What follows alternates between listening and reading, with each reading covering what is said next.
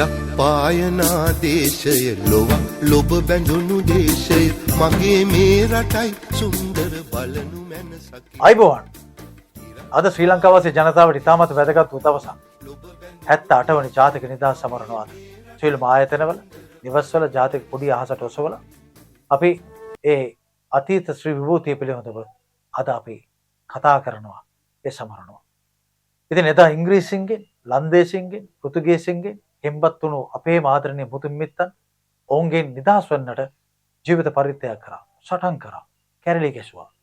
ඉතින් එදා දිවි හිමියෙන් දුන්න ඒ නිදහස තමයි අද අපි භුක්ති විඳින්නේ.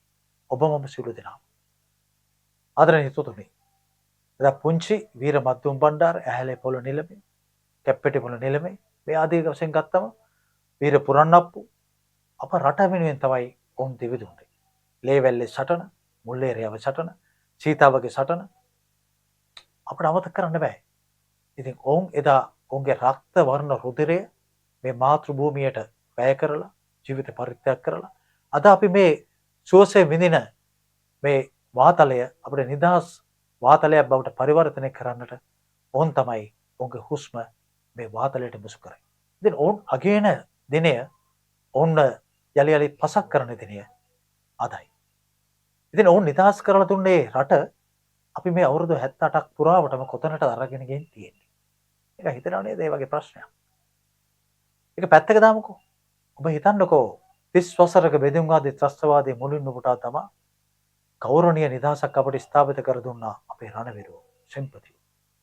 වීර ඩෙන්සිල් කොම්බාකඩුව වැනි සෙන්පතිව ජීවිත පරිත්‍යාග කරා. අසලක ගාමිණී වගේ රණවිරුවෝ 100,000 ගණන් ජීවිත පරිත්‍යාග කරා.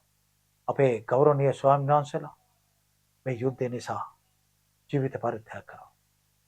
රටේ ආර්ථික මර්මස්ථාන විශේෂයෙන්ම දළදා මාලිගාව, ඒ වගේම රුවන්වැලි මහසෑය, ජයශ්‍රීමා බෝ සමිඳුන් මේ ඔවුන්ගේ ප්‍රහාරයට ලක් වුණු තැන්. ඉතින් මෙවන් මොහොතක ආදරණීය හිතවතුනි එය නිදහස් කර දුන්න අපේම රණවිරුවන් සිහිපත් කරන දවස අද වෙද්දී ඔවුන් අමාරුවෙන් බේරලා දුන්න රට අද කොතනද තියෙන්නේ? ඔබ පොඩ්ඩක් හිතන්නකෝ අසල්වැසි ඉන්දියාව පිළිබඳව. ඔවුන් ජාතික දින සමරද්දී ඔවුන්ගේ අභිමානය තමයි මුළු ලෝකෙටම කියන්නේ. ඔවුන් ලෝකෙට ප්‍රකාශ කරන්නේ ඔවුන් සොයාගත්ත දේවල්. ඔවුන් රොකට් ඇරලා තියෙනවා. ඔවුන් චන්ද්‍රිකා ඇරලා තියෙනවා. ඔවුන් මිසයිල් හොයාගෙන තියෙනවා. ඔවුන් යුද ටැංකි, යුද අතින් පරිපූර්ණයි. ආර්ථික වශයෙන් පරිපූර්ණයි. ඔවුන්ගේ බුද්ධිය මට්ටමින් පරිපූර්ණයි. බංග්ලාදේශය, නේපාලය, ගත්තම වියට්නාමය, පාකිස්තානය ඒ වගේ රටවල් බලන්නකෝ තියෙන තැන්. අද සිංගප්පූරුව අපිට සිංගප්පූරුව දිහා බලලා අපට හැදෙන්න වෙලා තියෙනවා. ඉස්සර සිංගප්පූරුව අපි දිහා බලලා තමයි හැදුවේ. ඉතින් මේ වගේ දේවල් ගත්තම අපි මොනවද ලෝකෙට හඳුන්වා දීලා තියෙන්නේ? අපේ සාමාන්‍යයෙන් ওই නිදහස් උත්සවයේදී අපි මොනවද මේ පෙරඩ් එකක් ඉතින් නැත්නම් පෙළපාලියක අරගෙන යන්නේ? තාමත් අපේ රණවිරුවන් තමයි ඒ අභීත සෙන්පතිවරු තමයි දේශපාලඥයට සැලුට් ගහලා පෙළපාලිය. මේ රට අරාජිත කරපු දේශපාලඥයන් වායු සමනය කරන ලද ඒ අට්ටාල වල ඉඳගෙන අර අහිංසක මේ රට වෙනුවෙන් දිවි දුන්න නැත්නම් ඔත්පල වෙලා ඉන්න රණවිරු වගේ සැලුට් එක අරගන්නවා. හැබැයි වියුත්තේ අපි ඔබ මේ රටේ ඉන්න සියලු දෙනාම රණවිරුවට උපහාර පළ කිරීමයි. ඒද වෙන්නේ නැහැ. පරණ චීනය යුක්‍රේනය අයින් කරපු ගුවන් යානා ටික තාමත් යනවා අහසේ. අවුරුදු ගානක ඉඳන් එතකොට පැරණි නැව් ටික මොහොතේ ගෝල් පේස් එකේ ගාල් කරලා තියෙනවා. එතකොට අවුරුදු 30ක් 40ක් 50ක් ඈත අතීතයේ නිර්මාණය කරපු අර යුද ටැංකි ටික තාම අමුතු සද්දයක් දාගෙන පාරේ යනවා. අර ආබාධිත රණවිරුව ටික ක්‍රෝධ පුටුවේ දේශපාලඥයට සැලුට් ගහනවා. මේකයි අපේ අභිමානය කියලා ලෝකට කියන්නේ. අනේ රටවල් hina වෙනවා ඇති. ඒක නෙමෙයි කළ යුත්තේ. අපි කළ යුත්තේ අපි මොනවද ජාතියක් හැටියට රටක් හැටියට ලෝකෙට දීලා තියෙන්නේ? අපි මොනවද ළඟා කරලා තියෙන්නේ? අපේ ජයග්‍රහණ මොනවද? ආර්ථික වශයෙන්, දේශපාලන වශයෙන්, ආගමික වශයෙන්, අපි සංස්කෘතික වශයෙන් මොනවද අපි ලබාගෙන තියෙන ජයග්‍රහණ කියලා තමයි ලෝකෙට ඒ නිදහස් දවස පෙන්වුවේ යුත්තේ. අපට පෙන්වන්න බොහෝ දේවල් නැහැ. අපිට තියෙන පරණ දේවල් තැටි තමයි තාමත් අපි දාලා පෙන්වන්නේ. අපේ අනාගතය බාර ගන්න ඉන්න දරුවන්ට අපි මොනවද පෙන්වන්නේ? අපේ මුතුන් මිත්තෝ මෙන්න මේවයි කරේ කියලා කියන්නට අපිට තියනවද දෙයක්? නැහැ.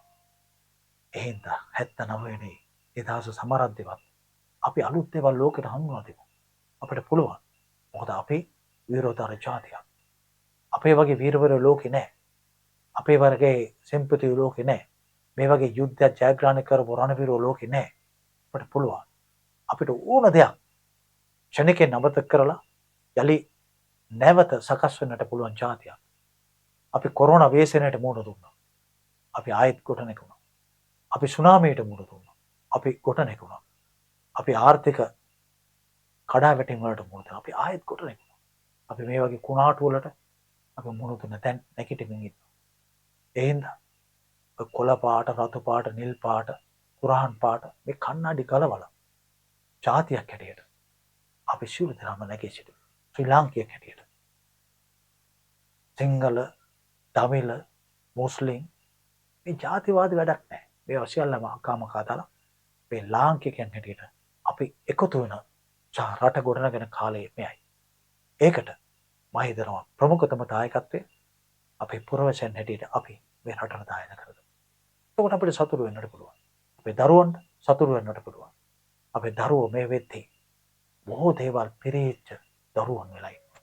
උන්ට තියෙන පොතේ දැනුම පමණයි. උන්ට ප්‍රායෝගික දැනුම නැහැ. එහෙනම් තමයි ඒ වගේ බොහෝ කනගාටුදායක සිදුවීම් අපිට අහන්නට වෙලා තියෙන්නේ.